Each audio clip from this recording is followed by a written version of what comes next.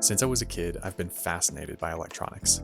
I've always loved that feeling of possibility, taking a handful of raw components and turning them into something real, something I can actually use.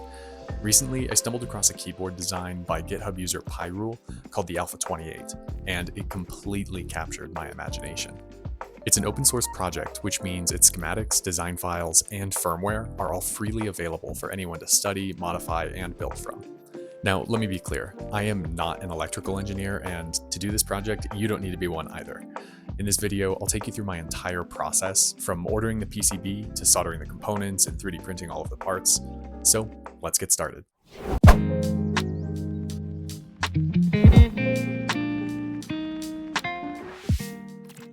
The first thing we'll need is a PCB. This tiny board will host all of our components, switches, diodes, and a microcontroller. Since this is an open source design and not something you can just buy off the shelf, we'll need to have a PCB manufacturer make the PCB for us. To get started, we need the actual PCB design files. Head over to Pyrule's GitHub repository, link in the description, and download the Alpha v2 zip file. We'll upload this file to a PCB manufacturer, in this case JLC PCB. Not sponsored, by the way. JLC PCB will automatically detect the board's dimensions, layers, and other design features. From this page, you can also customize a few options if you want, such as board color or surface finish. None of this is mandatory, but it's a great chance to give your board a unique touch. Add these to your cart, proceed through checkout, and that's it. Wait 1 to 2 weeks and you'll have your PCBs delivered. With our PCB now in hand, it's time to prep the components. One of the first steps is adding diodes to each switch footprint. Diodes ensure that each keystroke is registered correctly without ghosting, an issue where unintended keys appear. To make putting diodes into the board a little bit easier and more consistent, I'm using a 3D printed diode bender. It might seem like a small detail, but proper bends keep the diodes flush against the PCB, making soldering easier and improving the final look of the build. Each diode has a black stripe on the end, and this needs to line up with the square pad on the PCB. If you get this reversed, you'll run into issues when typing later. After inserting each diode, flip the board over and bend the legs to the side to make sure the component doesn't fall out of the holes. You'll need to do this 28 times in total, and when you're done, your board should look something like this. A quick dab of solder on each joint ensures a solid connection. Once that's done, I'll trim off the excess wire from the other side of the board. We want this side to be completely flat because our switches are going to sit here. Keeping it neat not only helps with the fit, but also prevents any sharp leads from interfering with the final assembly. Now we need to add a small push button that's going to act as our reset switch. Pressing this will allow us to enter the bootloader and easily flash new firmware onto our microcontroller later. Because the switch is so small, I'm using a pair of tweezers to help me get everything in place. This is just like soldering any other component, just a bit smaller. Heat the pad, apply a bit of solder, and repeat for each leg. Before we move on, it's a good idea to test the reset switch. Since it'll be buried under switches and keycaps later, we want to confirm it works now while we still have easy access.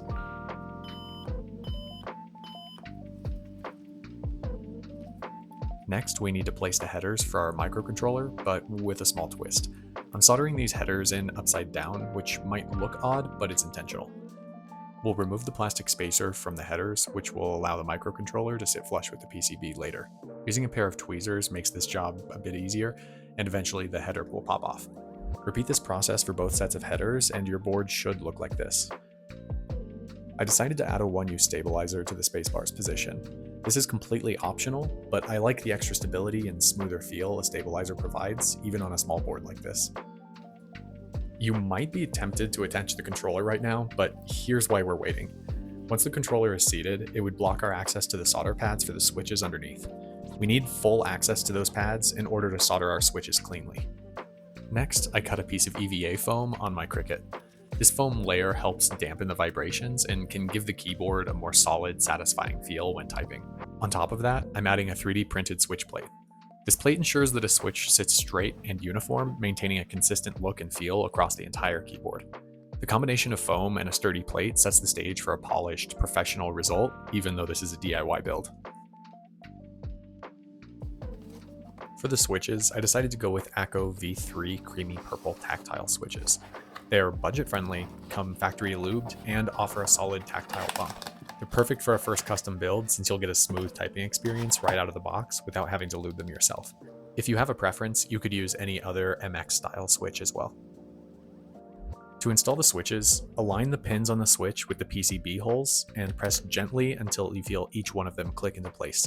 The foam and plate alignment that we added earlier will help ensure that each switch sits perfectly straight, giving the final board a clean, uniform look. When soldering the switches, keep your iron tip clean and tinned. Apply heat to both the pad and the pin, then feed in just enough solder to form a shiny cone-shaped joint. For the brains of our keyboard, I'm using an Arduino Pro Micro. This board is really popular in the custom keyboard community, and for good reason. It's well documented, affordable, and easy to find on sites like Amazon, AliExpress, or your favorite electronics store. Before we press it into the headers, note the orientation. In this design, the USB-C port on the Arduino Micro faces towards the keyboard PCB. Getting this right is crucial. If flipped, the pins won't line up correctly and the board won't function as intended. Solder all the headers, then clip off the excess to keep things slim. With the board assembled, it's time to install the firmware. I've included a link in the video description to a step-by-step guide on how to flash QMK onto your board.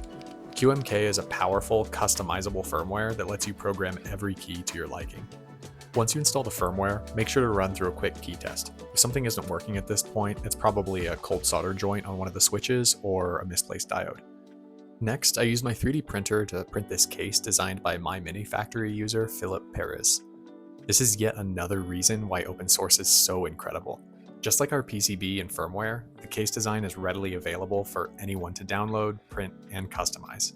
I'll have links to all the 3D printed files I've used in the description. Fitting the board into the case is straightforward. Just line everything up and press it in place. With our PCB, foam, switches, and microcontroller all aligned, it's time to secure it for good. A few M3 nuts and bolts are all it takes to lock everything down.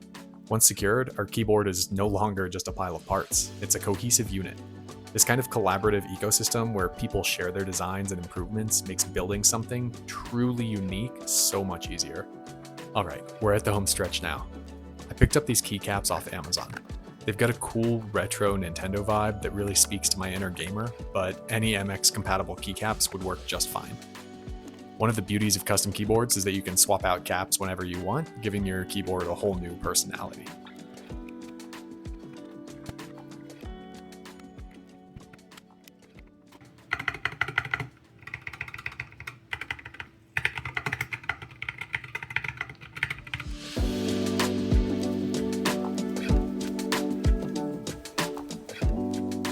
This journey shows what's possible when open source creativity, community insight, and a willingness to learn all come together.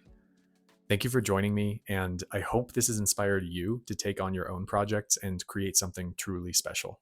Thanks for watching. I'll see you in the next one.